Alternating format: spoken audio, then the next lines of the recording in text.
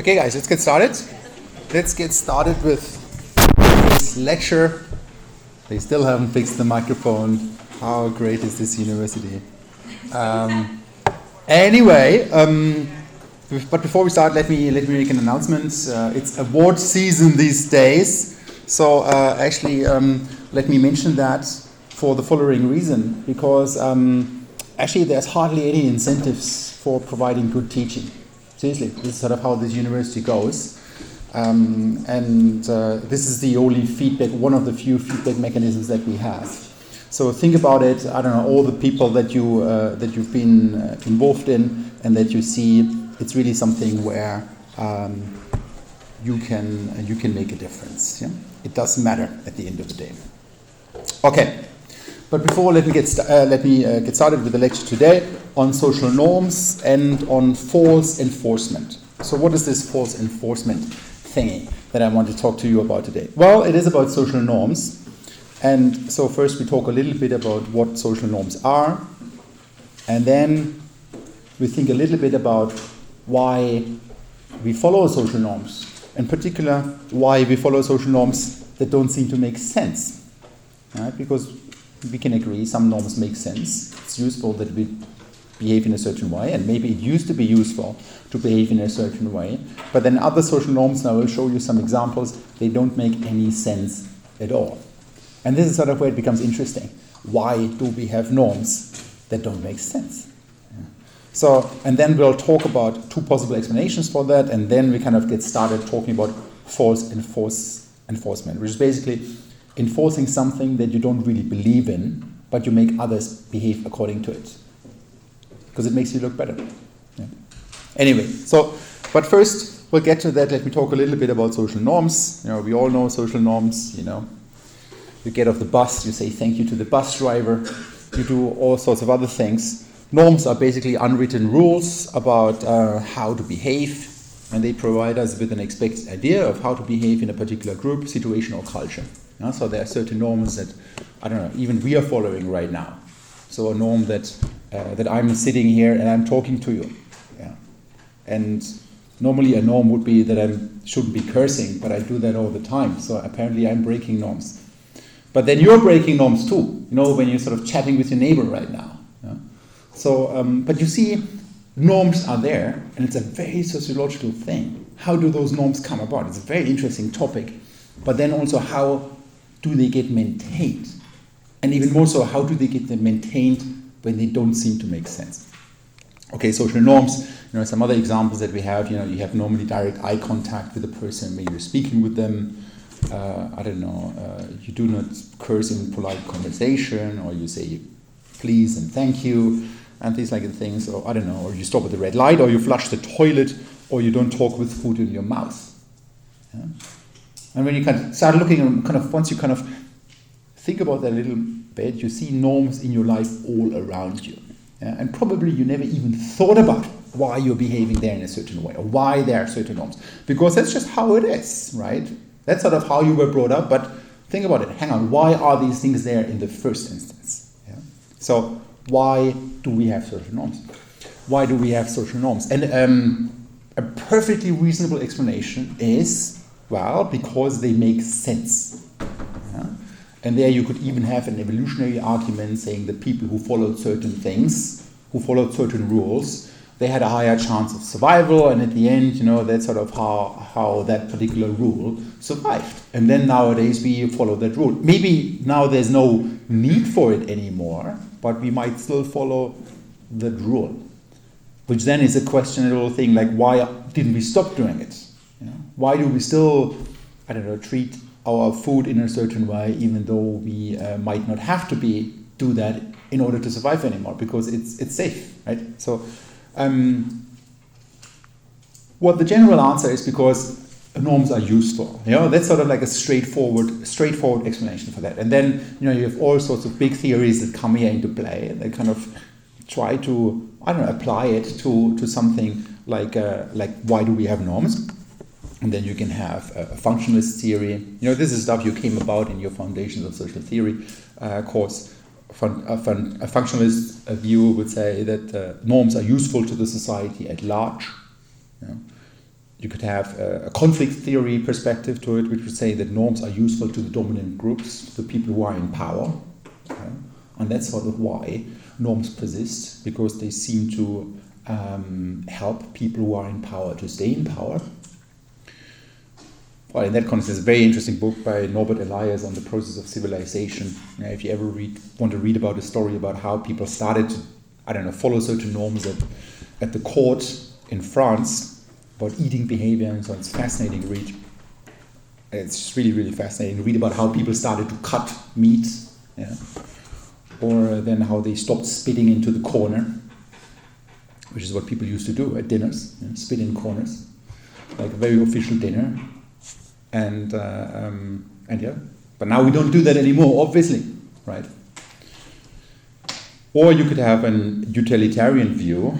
Utilitarian, that's basically, goes back to Adam Smith. It says that, it's useful. You have like a benefit, like it's rational for you to do things. And here this view would be that it's useful for the people who enforce the norm.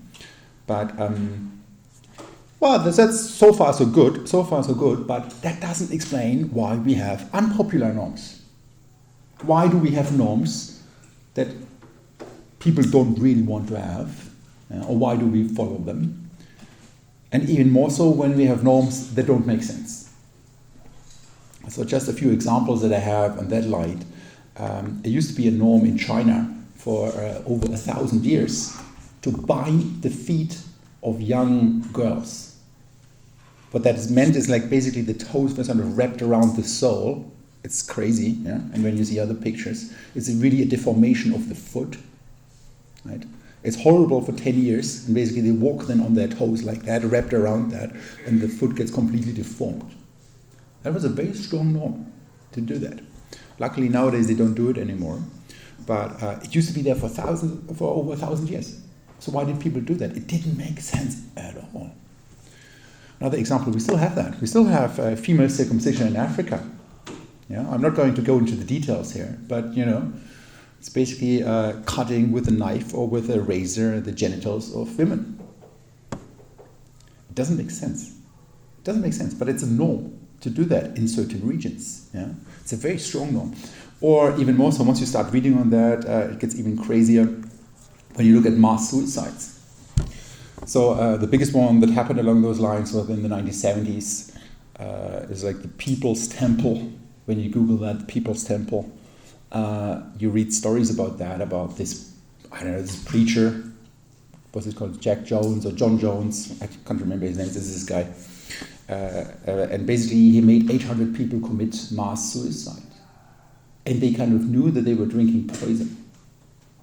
But there was a very strong norm to do it. So some survivors said there was sort of the norm to do this now. Yeah. Okay, so we do have apparently some norms that don't seem to make sense. So it's not all like, okay, norms are useful. Norms sort of are, helpful in whatever way, even though we might not understand them. Sometimes they just have no benefit at all, and sometimes they are actually detrimental. Why do we have them? Why are they there? Okay, so now I'm going to talk briefly about, what I call two alternatives, and then we kind of start talking about the enforcement of false norms. Yeah? And I brought some study examples with me in that regard. Okay. Now, within this general theme of the lecture, you see, okay, it's often about social dynamics. Now, we talked about social influence, and we talked about how success can breed success. Yeah? Now we're talking about this a little bit in the opposite way. Now we're talking about, how, and that's sort of the argument here, that how social influence can actually lead to something like some crazy norms where people end up killing each other, yeah? Or where people end up with terrible norms about female circumcision or about feet binding. Okay, so the argument here is maybe humans are group-oriented. We are largely influenced by and conform to peer norms. Right? So when other people do something, you start doing something. You comply to it. Well, I noticed this firsthand. I came to Ireland and I'm in the bus, and I told you the story before. Suddenly everybody's saying thank you to the bus driver. So what do? I say thank you to the bus driver now too. And now even, I walk out of the bus and somebody doesn't say thank you to the bus driver. I think, what? this person is so impolite. It could have been me not too long ago. Yeah? But you see, I'm already embodying this norm, and I might even, and this is sort of like the next step, maybe at some point I might actually force people, before they step out, please say thank you to the bus driver. And then you can see how suddenly, how I'm sort of becoming an accomplice in this whole thing, and how I'm participating in it, and how I'm reinforcing norms, which then, when somebody else comes and now the other person sees me and I'm saying thank you to the bus driver, and then the person says, okay, apparently this is what I have to do. I still don't know why we do it, but I do it. Right? And then the next person might do exactly the same thing, and so on. Yeah? And that's sort of how, then you see already how norms are actually not that simply, like something they're useful for, society, or they're useful for simple individuals. Hopefully you already see that social influence plays a huge role here. Massive. Just look around you. Just think about, maybe I give you an assignment on this, because I think this is really important for you to realize about those things that you are just living your life in, and you don't actually see how much you're influenced by others. And norms, these are kind of things that ultimately they exist in your brain. There's nobody telling you something about that, or maybe your parents told you about something, but often norms are not being sanctioned. Yeah? When you I'm not being sent to prison when I don't say thank you to the bus driver. But somehow I still end up doing it. So the idea here is that we are influenced by others. We conform to peer norms or to peer pressure. And now there are two ways how you can think about that. One is what we call herding, and the other one is what we call pluralistic ignorance. So herding, I'll briefly talk about that. Herding is basically the idea that when you see others doing something, you think, oh, well, so many others, can it be wrong? Maybe they know something that I don't know, so let's just do it. But then you start doing it, and then other people, they don't know your doubts. They just see that you're doing something. So they start thinking, whoa, lots of people are doing this now. Probably they know something that I don't know. And they start doing it and complying to it, and so on. And then it goes on, and then it can be self-enforcing. So that's sort of herding. You basically, you go with the crowd and think, okay, well, they cannot be wrong. Pluralistic ignorance is a little more subtle in that sense, that you might wrongly think what the majority wants. It's basically, you see, you don't really know what the others want. You cannot look into their brain. Yeah, and so you might actually misjudge what you think what the majority wants. And in voting, this is actually a very big thing. There's a book by Elizabeth Müller-Neumann called The Spiral of Silence about why sometimes extremist groups seem to be so large, because they have a stronger voice, and when people don't object to it or don't stand up to it, then other people don't know that people are actually against it in a way, and then kind of the voice of the few sounds even louder, right? And then because of that, others shut their mouth as well, and then the voices of the few can sound even louder, and so on and so forth. Yeah? So pluralistic ignorance is about an incorrect assessment of what you think what the majority actually wants. So I already talked about this. Herd behavior is highly dependent on the behavior of early movers, who exert disproportionate influence on the future direction. So some sheep just run off into some direction, and then others follow. And at some point, the whole herd is going into that direction. So the original sheep might have had no idea why it went there, but then everybody follows suit. And you can see how that can happen. And that can actually happen with norms very, very easily too. Yeah? Actually, now you could think about clever research designs, how you could actually detect that.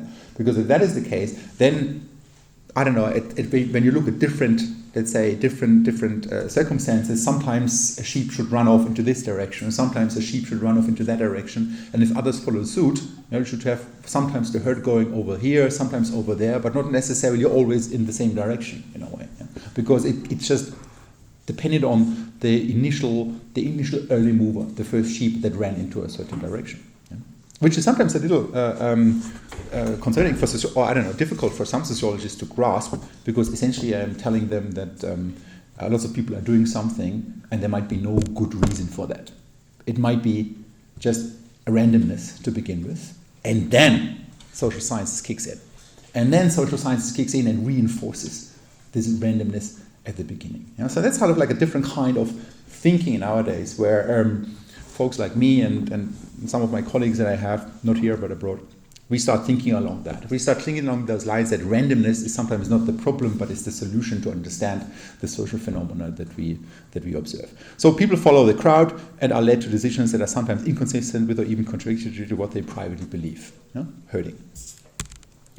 This cannot go wrong. Rational imitation. That's another word about that. I think there's also a reading about rational imitation on the extended reading list by Peter Hedstrom. That you see other people in front of you, let's say you're sitting in the car, other people in front of you on the highway, they hit the brakes. You hit the brakes too, even though you don't see any accident or anything in front of you. But you think, okay, maybe this person in front of me sees something else. So maybe they know something that I don't know. So in that case, it's rational for you to imitate the behavior of others. It might turn out that there's nothing. And then actually this is exactly what happens. You are on the highway and sometimes you have traffic jams and then you come to the end of the traffic jam and then there's nothing. And then it just disappears again. And it's actually fascinating. So people really study that, how it all comes together and then it blocks and then at some point it goes on. It's just pure randomness and through rational imitation. Okay, so that's herding. Let me quickly talk about pluralistic ignorance, which is the idea that there might be a misjudgment of what you think the majority thinks. Yeah? So people in the majority group, wrongly think that they are in the minority group and change their behavior accordingly. So maybe you say, I don't know, something that you actually, most of you guys believe in. Let's say most of you guys believe in, I don't know, let's use an example. Let's say, I'm just going to make an assumption here. I'm not going to make a judge this somehow. So let's say most of you are for repealing the 8th Amendment. It's an abortion rights issue in Ireland. But maybe you misjudge that most people are actually for keeping it. And, you don't want to be the one that kind of stands up and raises the voice, because you feel that others then judge you. Or if you would have been in the majority group, you would be fine with speaking out loudly. But maybe you are, but maybe you wrongly think that you are in the minority group, and then you don't speak out. That's pluralistic ignorance. So people suppress their dissent and copy the behaviors of others who are incorrectly assumed to represent the majority. It's about misperception or wrong assessment of what the majority is. And the classic example is about the prohibition.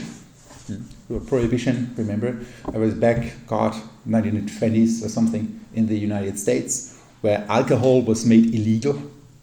So funny. So alcohol was illegal at the time, and most people thought that others were for prohibition. Most people thought that others are actually in favor of having alcohol being illegal. While in reality, actually, most people were against it.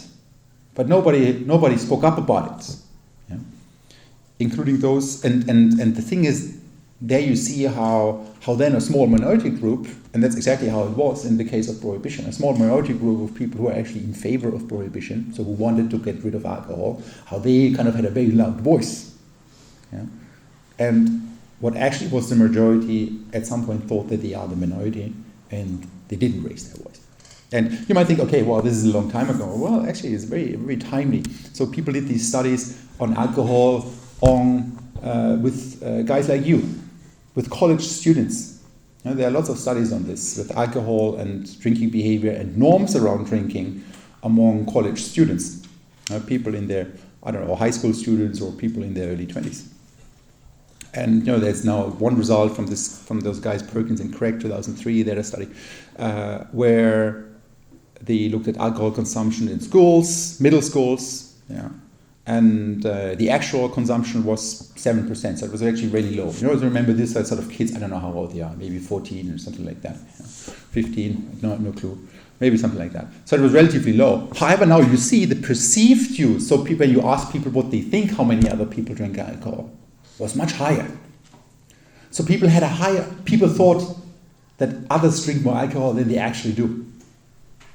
And maybe you see where this is going, because then they feel pressure to actually drink alcohol themselves, because they think this is sort of what other people do.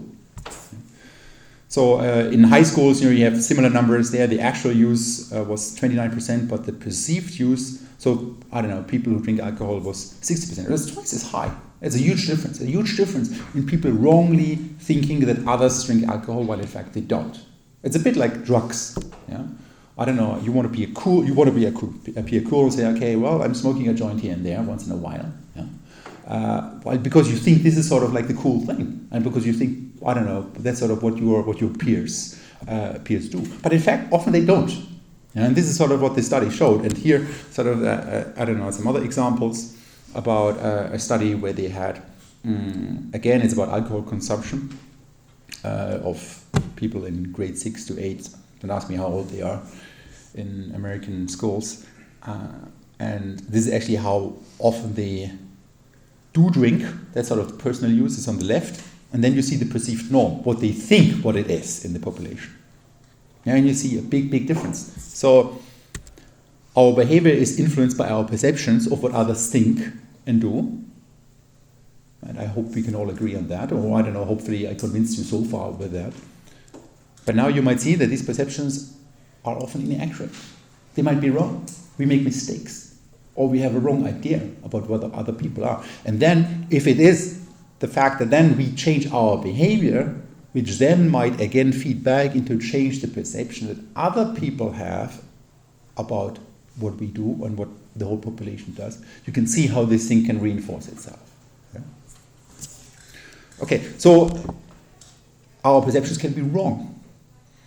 Yeah? To some degree, there's just some random error sometimes, yeah? But sometimes it's systematically wrong. Why? Well, it's just a few reasons. There can be a natural tendency to generalize observed behaviors. I don't know, it can be through advertising. That's actually a used thing. When you look at advertising, everybody looks beautiful. Yeah? Everybody, I don't know, who drinks soda drinks, they do sports. Yeah? So, I don't know, or people who smoke were portrayed as healthy, yeah, in advertising back in the days. So you can see how kind of through cultural references, when you look at movie stars, it's a completely biased perception that you get. Yeah? And often this really affects what people, because then people compare themselves. And nowadays, you have other things. Nowadays you have, I don't know, people on Twitter or YouTube stars or whatnot. And then people wrongly think that this is sort of gives them an accurate picture of what they should be about, right? Or what the population is. But it's not. It's highly, highly biased. It's highly, highly biased. And often we are not aware of that. Yeah? We're not aware of that. Okay. So we talk about norms, and I don't know, there could be a misperception in here. But then you could wonder, okay, maybe we follow the herd, or maybe there's pluralistic ignorance. You would say at some point somebody should figure out what the truth here is. Yeah? If there's no mechanism in place that kind of keep the wrong behavior away from us, yeah? That actually at some point we should realize there's no reason why the herd walked to the right or to the left. At some point we should realize what the majority actually wants, and that you're not in the minority as you might wrongly think. So the question is, why do norms still persist? Even if you would say they should disappear, yeah? When they don't make sense. Okay, so this is sort of now where instability comes into play, because we can say it is easy to explain why people comply with unpopular norms. Yeah? They fear social sanctions, and it is easy to explain why people pressure others to behave the way they want them to behave. Yeah? I don't know, maybe you just want others to do the same thing. But why, and this is where it becomes a little creepy, why would people pressure others to do something that you don't really believe in? Yeah? Let's say you don't really believe in something, but you still follow the norm. Why are you still pressuring others to follow that norm, even when you don't believe in it yourself? So why would people publicly enforce a norm that they secretly would wish would go away? And this is sort of where I had some 2 extended readings for this lecture today. They are all about that question. Essentially, it's about what we call false enforcement. Or that's a suggestion here, that false enforcement plays a big role. Maybe you know the story of the emperor's new clothes. You know? The emperor is naked, actually, and somebody tells them that, I don't know, that the clothes can only be seen by special people. And then the emperor thinks, oh yeah, I'm wearing fantastic clothes, and walks around in court. And then people say, after they hear the story, that only special people who deserve it can actually see the clothes. You know, then they say, oh, it's beautiful clothes. And then they start telling the other people, don't you see it? You must not be special. You know? And sort of it goes on, and it's like this children's story of the emperor's new clothes. And then at some point, a little child comes along and laughs at the emperor and says, man, you are naked. Yeah? So this is sort of false enforcement, where people kind of start enforcing something that they might not actually believe in themselves. And we have that a lot, you know, you have that, I don't know, and sometimes in the scientific community, we have academic disciples.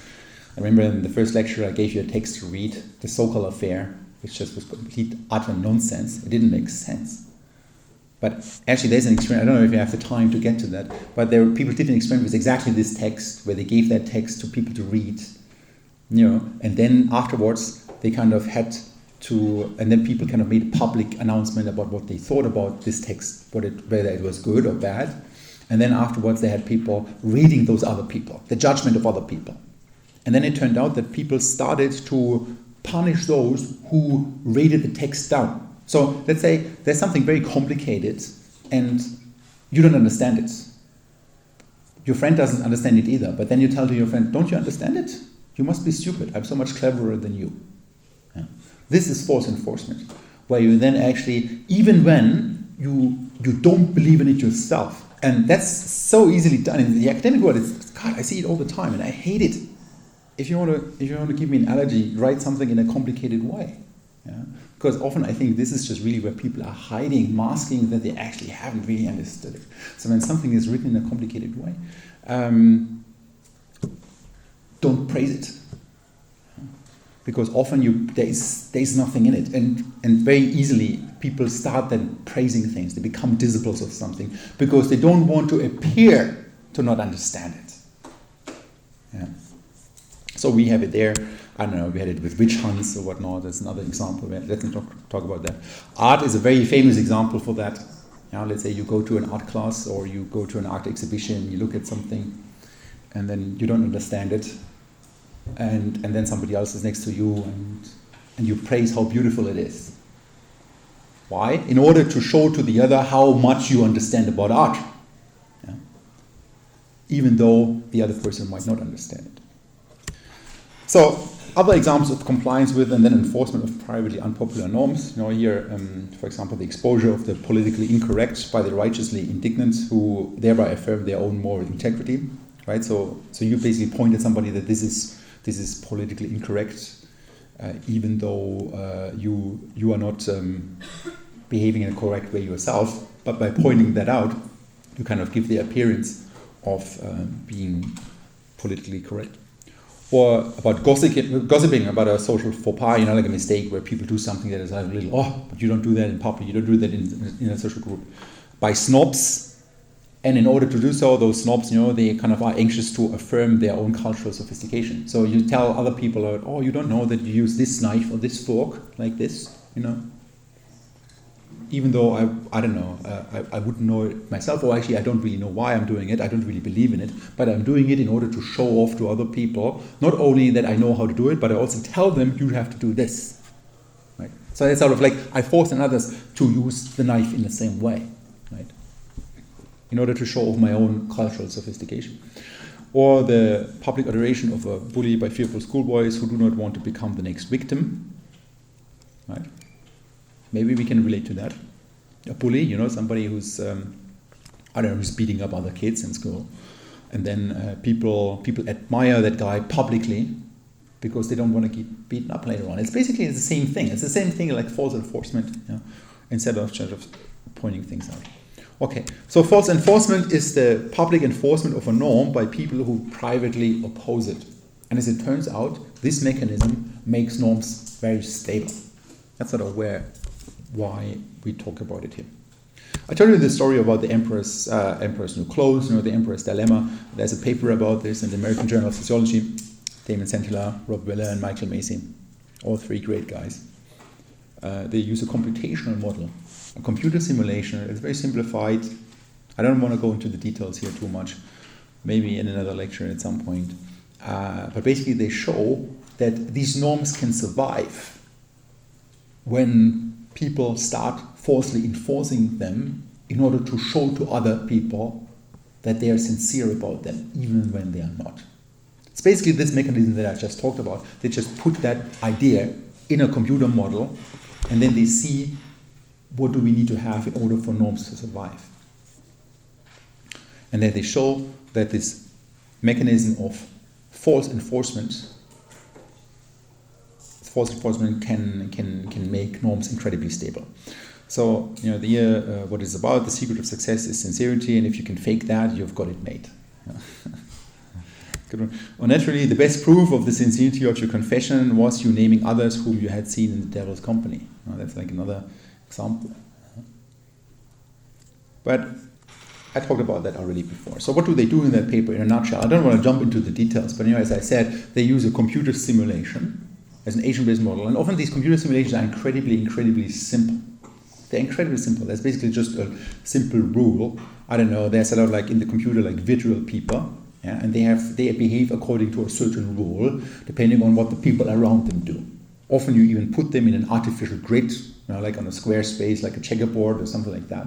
And then you have like those virtual agents living on those grids and kind of looking around, what do the other people around them do?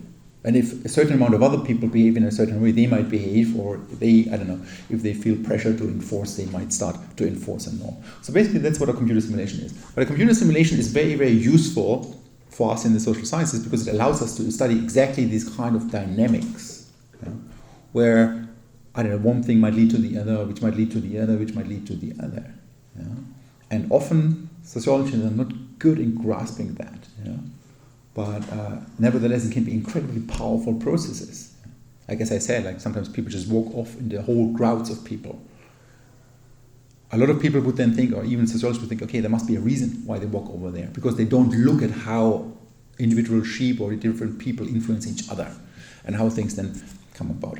But let me talk about the findings that they have in this paper. So in this paper, the false enforcement of norms, the emperor's dilemma, they find that those who admire the emperor out of a desire for social approval fear that their posturing will be apparent to others, and then look for some other way to conform their sincerity.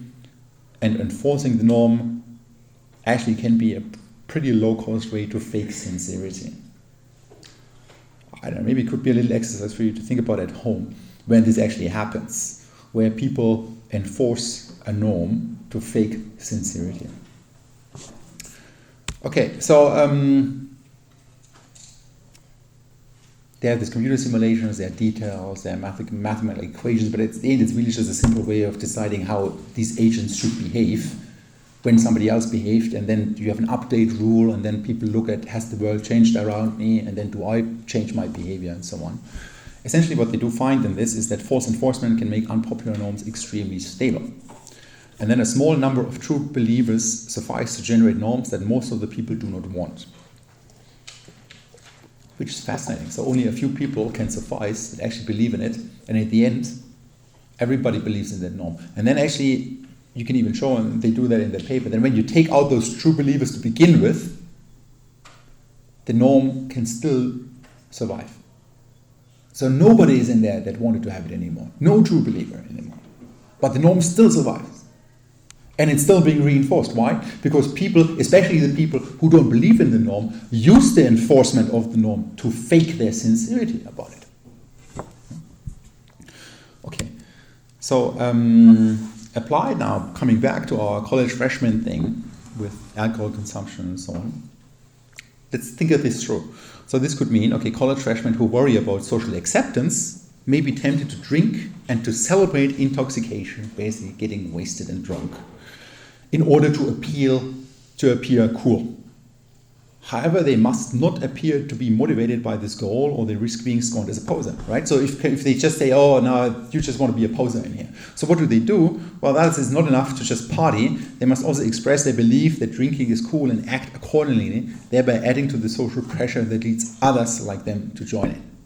Yeah? So the best way to fake sincerity is by enforcing it. is by enforcing a norm.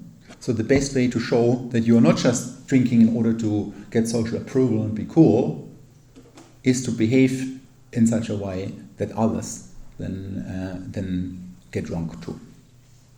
And then it can go on. Okay, but now let me talk a little bit about now in this paper, The Emperor's Dilemma. It's a very abstract paper. If you're interested in these kind of things, read it. Especially when you like this idea of computer simulations and so on. These things are often very abstract, but they are very simplified. That's sort of how these things are. They just show a very simple mechanism at play. Yeah? And then what you also want to do, you want to actually show that on a detailed level, these are the mechanisms at play, that people do enforce a false norm, right? The previous paper, The Emperor's Dilemma, shows that when we put that into the computer program, then the norm remains stable. That's sort of the contribution of that. In another paper, more or less the same authors, they actually showed that people, through experiments, enforce unpopular norms. But even that wouldn't be enough to show, okay, why norms are still there, right? You still have to then make this step up to the macro level again, like showing, okay, if that's sort of happening at the micro level, then this is the macro level outcome. So you have these different components. So let me quickly talk about that. Another cool paper published in the American Journal of Sociology. You see, it's sort of all this good stuff is often published in the American Journal of Sociology or the American Sociological Review. These are sort of our top outlets. And here in this paper, what they try to do, they try to put social pressure on people and see if that leads to false enforcement of norms. So when you pressure people, do they start enforcing a norm even though they don't believe in it? And then you're like, okay, how the hell can we study this? And actually, this is sort of where creativity comes into play, to have a creative design. And I think they had a pretty creative design. So they did 2 studies, or probably I'm just going to talk about one, where they had like a wine tasting event. It was supposedly a wine tasting event. And then people kind of tasted the wine and had to rate that wine. And then they saw how other people rated that wine. And then they actually could, in the next step, rate the other raters. Say how useful was this guy's rating. And then you maybe see that maybe the people might not believe in something, that a wine is great or whatnot, but because others rate that wine very high, they start to appreciate the comment of that rater. And the second one is the so-called affair, but probably I don't have time about that. But it was basically about this text that I gave you to read. Yeah. So basically they had students read that text and then kind of say how useful it was, and then do that in public and in private, and then have these judgments being rated afterwards. But let me talk about these evaluations of wines, because how cool is that as a study designed, you have students drink wine. Yeah. So basically that's what they did. They had undergraduate students like you come together and drink wine. So in an experimental setup, people were basically called in, and they were given wine, and then they had to rate that wine. But I'll come back to that in a second. So first of all, they invited, like in this case, around 50 students, and they participated in small groups. In groups of 6, they were basically called in. Like I would call you up, let's come to my office, and we have an aesthetic taste. We have a test about aesthetic tastes in different domains. Yeah, I could play this with you. And then students thought that they are kind of would interact with 5 other people, other students, while in fact they were not really interacting with other people. And this is sort of where the experiment then comes into play. That they were that they controlled what they saw, what others had rated, but in fact they didn't. Yeah? So it's like giving them like a treatment, like giving them saying them others like that wine. And then the question is, do they then say that wine is great as well? That's basically the story. Yeah? So basically they gave them 3 different wines, and they tasted the wine, and actually all 3 wines were the same, except the last one, which was tainted with a vinegar. So it was clearly worse. So under all standards, nobody would like that wine. Yeah? Objectively, they did actually some other tests about that, so it was really, really bad. So objectively, the first 2 were the same, and the third one was worse. And then participants, they kind of tasted all those wines, and then they gave their ratings of the wines after seeing how 4 other participants, supposedly other participants, rated that wine. So basically I asked you, how did you like those 3 wines? After I showed you that 4 people liked wine number 2 the most. Which one did you like the most? Yeah. And these 4 fake ratings, they all claimed a huge difference between the first and the second wine, even though they were exactly the same. You see, this is sort of like where the treatment comes into play. I tell you, other people thought that the second wine is much better than the first wine, while in fact they're exactly the same. And then the question is, what are you going to do? Are you going to also say that the second wine is the best, or are you going to say, oh, it doesn't really matter, like they're both the same? And that's sort of the first thing, and the finding is very straightforward: conformity. It's crazy what people do. Most of the people then said the second wine is the best, even though there was no difference between the first and the second one. But then they did this other thing. So they had 4 people. They had 4 people say that the second wine is the best. Then there was a fifth person. So after I asked you to give your rating, there's a fifth person who then was sort of the lone rider, who basically said, well, there was no difference between the two. Yeah. And who basically said the truth about what we objectively know what there was. Yeah. So this is now the person who actually behaves how people should behave. Right? Okay, the first finding, clear conformity. Yeah. So most people then say that the second wine is the best, even though it was identical to the first wine. Yeah. Big difference. Hardly any difference between the first and the third, although there was a clear difference between the third and the first. Right? But most people conformed. But the interesting thing for us is now what happened with them in these ratings afterwards. Yeah. Maybe a funny story, before they started that, they kind of told people this is like an old Dutch tradition to have like wine tastings like this, where you taste the wine and then people give their rating, and then afterwards you judge the ratings of the others. So they said this kind of comes from the Middle Ages in the Netherlands. Yeah? And they did the study in the States. Yeah? And they said, okay, well, apparently this is like the old tradition, let's follow this tradition. But it was all mock-up, it was all fake. They wanted to get to that point where then they rate other people. So people kind of, they rated the wine, and everything was revealed, and then afterwards they kind of could say which of the other ratings of the people was useful or not. Okay? And then there are lots of moving components in this part, but the paper is straightforward if you want to read up on that. But then these ratings were in one scenario public and in one scenario private. So this is sort of like how the design now looks like. Your people come together, they drink wine, they give up their ratings. Yeah? 4 of these ratings were fake. Yeah? Then you give your rating, and then the fifth person actually says the truth. And then afterwards, you had basically half of the people give ratings of the other participants in public, where everybody sees it, and the other half gives the ratings of the other people in private, where nobody sees it. And maybe you see where I'm going with this, because then when in the public scenario it's being revealed, then the question is, do people now not only conform with what the other people had said, is it now in the public scenario, do people also punish the lone rider who said the truth? This would be false enforcement, because we know that the wine was crappy, so they must not have liked it. Yeah?